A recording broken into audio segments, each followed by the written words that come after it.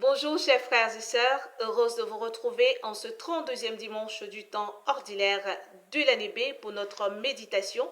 Bon dimanche à tous.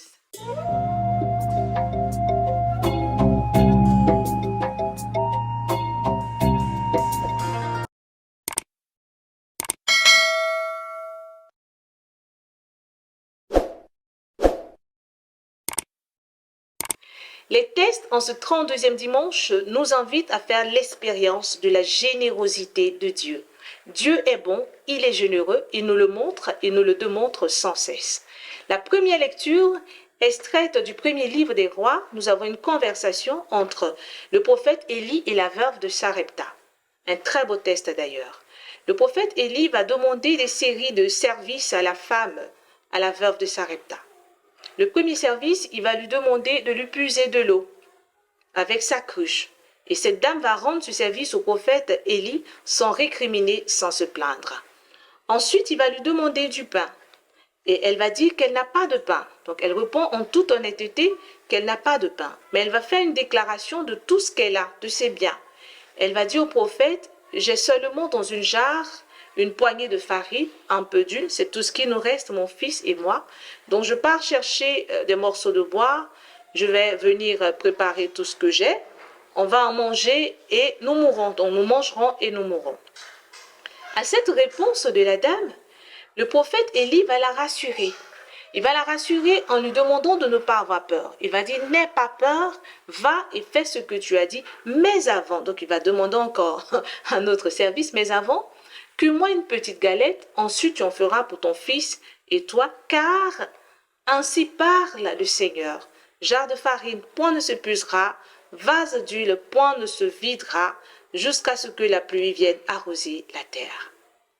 Et à cette réponse ou à cette phrase, la dame alla cuire la galette et elle a apporté cette galette au prophète Élie. Et la suite du texte nous dit, Dieu s'est manifesté, Dieu a tenu sa parole par l'intermédiaire du prophète Élie. Donc la dame, le prophète ainsi que son fils ont mangé aussi longtemps que cela pourrait arriver.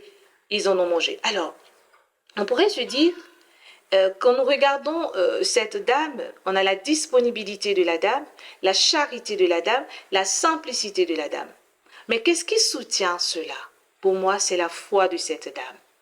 Oui, cette dame a cru, elle a cru en la parole dite par le prophète. Elle a obéi à cette parole parce qu'elle savait qu'il n'y avait que Dieu pour la soutenir dans cette épreuve. Il n'y avait que Dieu pour s'occuper d'elle. Il n'y avait que Dieu pour prendre soin d'elle. Quand est-ce que vous et moi, nous nous sommes retrouvés dans cette situation?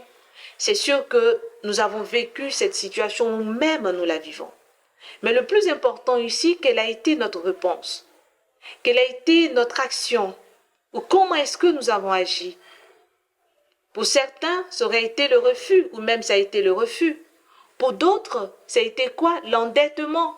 Oui, très souvent nous nous endettons pour faire plaisir à ceux qui viennent chez nous et surtout des serviteurs de Dieu. Nous nous endettons. Nous ne partageons pas le peu que nous avons. Cette dame a partagé tout ce qu'elle avait avec le serviteur. Elle aurait pu se dire, mais il en demande un peu trop, c'était de l'eau, c'était du pain. Ensuite, je lui dis que voici tout ce qui me reste. Mais il fait fi de cela, il me demande une petite galette. Mais elle a cru qu'elle pouvait partager ce qu'elle avait, tout le bien qu'elle avait. Et c'est ce que Dieu nous demande de faire en ce dimanche. Quand est-ce que nous avons eu du mal à donner, ou du moins à partager? Quand est-ce que nous avons eu du mal à croire véritablement en Dieu sans nous soucier du lendemain? De quoi est-ce qu'il sera fait? Est-ce que j'aurai même à manger si je lui donne? Est-ce que ce qu'il dit même là, est-ce que c'est la vérité? Nous nous posons très souvent ces questions. Dans l'évangile du jour, extrait de Saint Marc, chapitre 12, versets 38 à 44, nous avons là deux parties. Jésus qui va nous parler encore du fait que de savoir donner, surtout avec foi. Et il va demander de nous méfier des scribes qui sortent avec des habits d'apparat. Nous en voyons de grosses croix, des choses pour attirer l'attention sur nous. Mais est-ce que nous avons la foi ou est-ce que nous agissons avec la foi? Et donc, assis dans un coin du temple, il va observer tous ces mouvements, tous ceux qui viennent donner de l'argent. C'est notre vie, c'est ce que nous vivons dans nos communautés. Nous faisons pour paraître. Alors les gens vont venir donner, mais ils vont donner sur leur superflu. Mais cette pauvre dame va donner tout ce qu'elle a, tout ce qu'elle avait. Et il va dire qu'elle a donné plus que toutes ces personnes parce qu'elle a pris sur son indigence. C'était tout ce qui lui restait. Elle a donné, elle va maintenant attendre la mort. Mais cette femme, pourquoi est-ce qu'elle a donné ces 2 pièces? Elle a donné par la foi. Elle croit véritablement qu'en s'ouvrant à la grâce de Dieu, Dieu s'ouvrira à elle. Dieu ne peut pas me donner si j'ai les mains fermées. Dieu me donne lorsque j'ai les mains ouvertes. Dieu donne lorsque j'ai le cœur ouvert. Comment est-ce que nous venons à la présence de Dieu, dans la présence de Dieu, avec le cœur fermé ou le cœur ouvert? Qu'est-ce que nous donnons à Dieu, comme cette dame, cette veuve de l'Évangile et cette dame et la veuve de Sarepta? Les mains fermées ou les mains ouvertes? Le cœur fermé ou le cœur ouvert?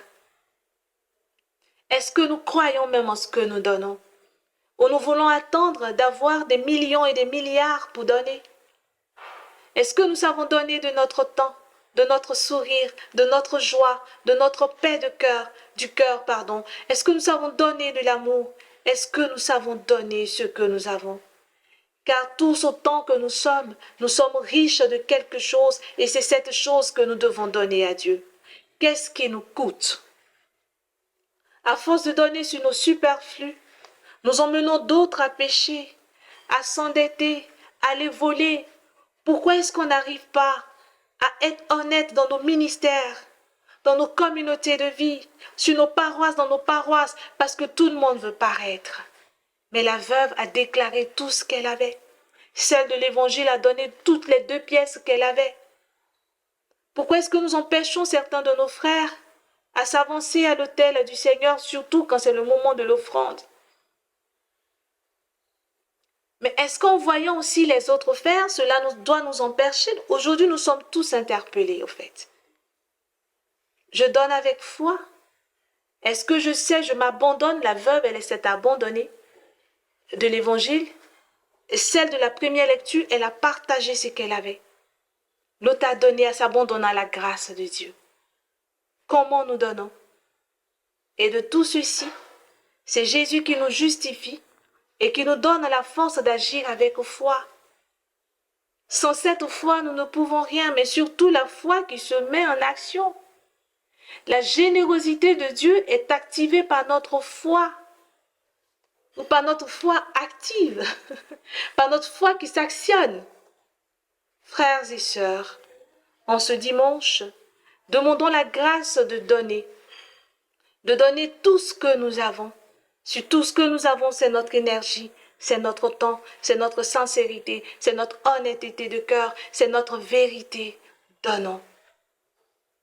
Si tout ce que nous avons, ce sont ces biens que Dieu nous a donnés gracieusement et que nous pouvons partager ou ne serait-ce que rendre service à un proche, à un frère, faisons-le.